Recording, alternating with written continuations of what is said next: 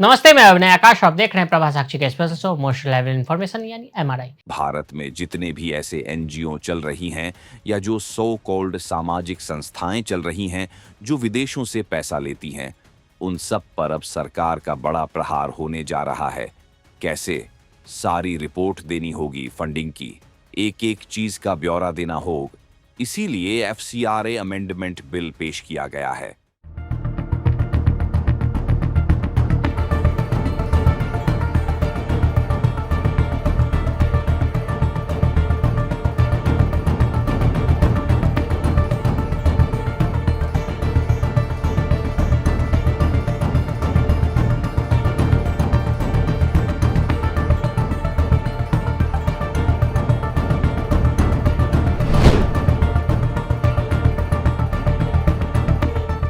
विधेयक में FCRA licence रद्द होने या समाप्त होने की स्थिति में विदेशी अनुदान से बनाई गई संपत्तियों जब्त करने और उनकी देखरेख के लिए केंद्र और राज्य के स्तर पर नई अथॉरिटी बनाने का प्राविधान है।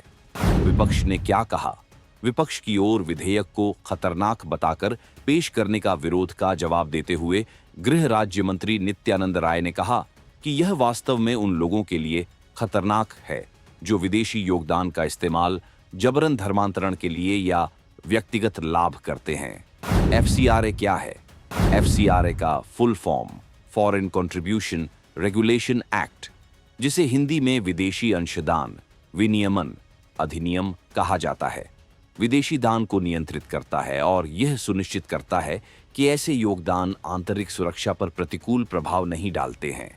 पहली बार 1976 में अधिनियमित किया गया था।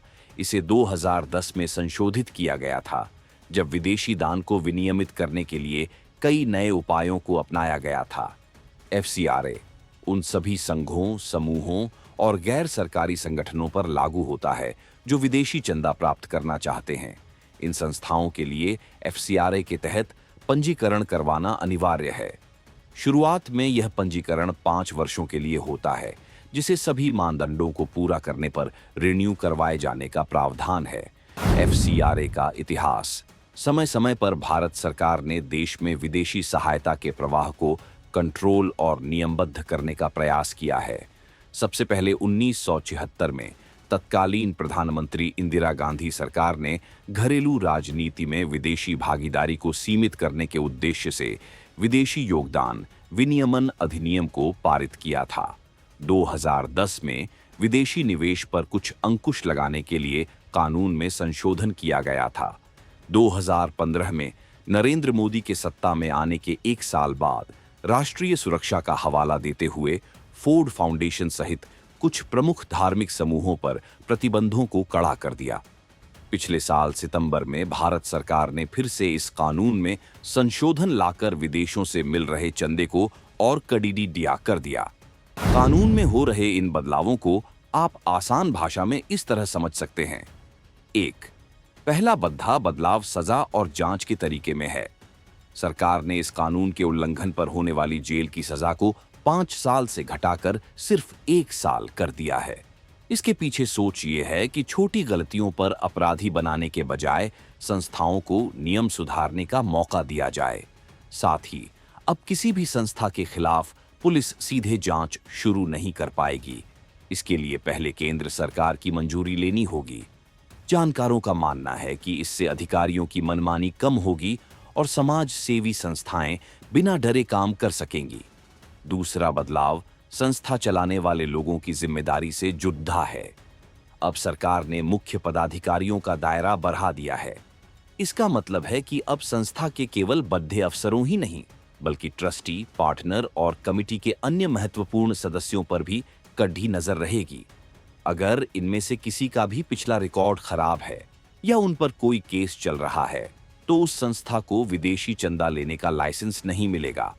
आसान शब्दों में कहें तो सरकार ने सजा तो कम कर दी है, लेकिन संस्था चलाने वाले लोगों की ईमानदारी की जांच का घेरा और चौड़ा कर दिया है। मोदी सरकार का एफसीआरए अमेंडमेंट बिल 2026 विदेशी फंडिंग सिस्टम पर नियंत्रण और सख्त होगा। विदेशी धन और संपत्तियों की निगरानी के लिए अलग से अथॉरिटी बनेगी। एनजीओ का रजिस्ट्रेशन रिन्यू नहीं हुआ तो सारी संपत्ति अथॉरिटी के पास चली जाएगी। एनजीओ का लाइसेंस रद्द हुआ तब भी सारी संपत्ति अथॉरिटी के पास जाएगी। विदेशी फंड से जुड़ी किसी भी संपत्ति को बेचने से पहले सरकार की अनुमति लेनी होगी। अगर कोई संस्था सस्पेंड है तब भी वह संपत्ति का लेन देन नहीं कर सकती। गड़बड़ी पर पदाधिकारी व्यक्तिगत रूप से जिम्मेदार होंगे। फॉरेन फंड्स की जांच के लिए केंद्र की अनुमति लेनी होगी और कोई भी गड़बड़ी एनजीओ में अगर पाई जाती है तो अथॉरिटी के अधिकारी व्यक्तिगत रूप से जिम्मेदार होंगे। 2018 में राजनाथ सिंह ने सिर्फ एक लाइन कहा कि जो विदेशों से आप पैसा प्राप्त करते हैं ना, वो एसबीआई के अकाउंट में लीजिए।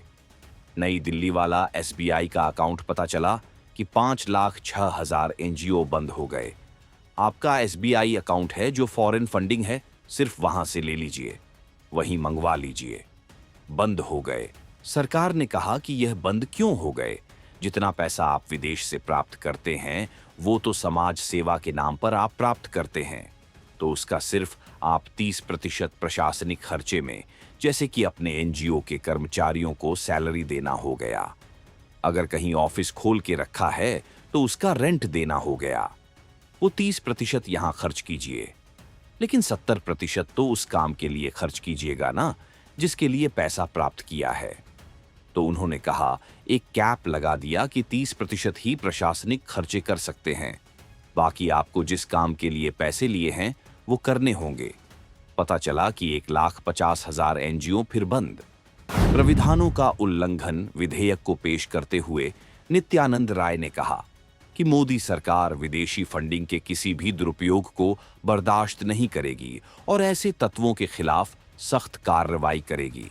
वहीं प्रस्तावित विधेयक में सजा को भी कम किया गया है। एफसीआर के प्रावधानों का उल्लंघन कर विदेशी योगदान प्राप्त करने वाले व्यक्ति के लिए पहले 5 वर्ष की सजा का प्रावधान था, जिसे घटाकर 1 वर्ष कर दिया गया है। सुप्रीम कोर्ट के वकील निपुण सक्सेना ने द प्रिंट के साथ बातचीत में बिल की बारीकियों को समझाते हुए कहा कि प्रस्तावित धारा 14B कहती है कि यदि किसी एनजीओ का प्रमाण पत्र उसकी समाप्ति तिथि से पहले रिन्यू नहीं किया जाता है तो उसे एक्सपायर्ड माना जाएगा।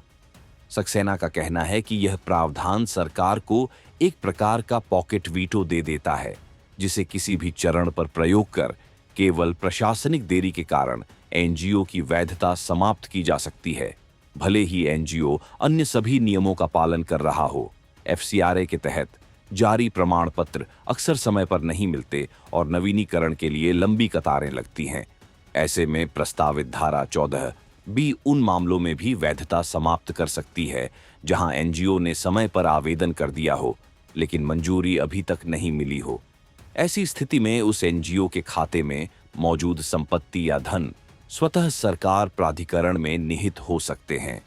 प्रस्तावित धारा 16A यह भी कहती है कि कोई संपत्ति, चाहे वह आंशिक रूप से विदेशी चंदे और आंशिक रूप से अन्य स्रोतों से बनाई गई हो, वह भी निर्दिष्ट प्राधिकरण के अधिकार में जा सकती है। हालांकि संगठन को यह अधिकार दिया गया है कि वह प्राधिकरण के समक्ष आवेदन कर यह साबित कर सके कि संपत्ति का कोई स्पष्ट हिस्सा अन्य घरेलू स्रोतों से बनाया गया था और उसे वापस किया जाना चाहिए। सक्सेना का कहना है कि यह प्रावधान एनजीओ की लगभग सभी संपत्तियों को प्रशासक के अधिकार क्षेत्र में ले आता है। संवैधानिक दृष्टि से देखें तो यह मूल कानून की भावना से अलग है, जिसका उद्देश्य केवल विदेशी चंदे को नियंत्रित करना था। आज के लिए दी इजाजत। ऐसी रिपोर्ट्स को देखते रहे प्रभा साक्षी। अगर आप भी लेना चाहते हैं देश दुनिया की तमाम जानकारी तो आज ही सब्सक्राइब करें हमारे चैनल को। साथ ही नीचे दिए बेल आइकन को जरूर दबाएं ताकि हर अपडेट आप तक पहुंच सके।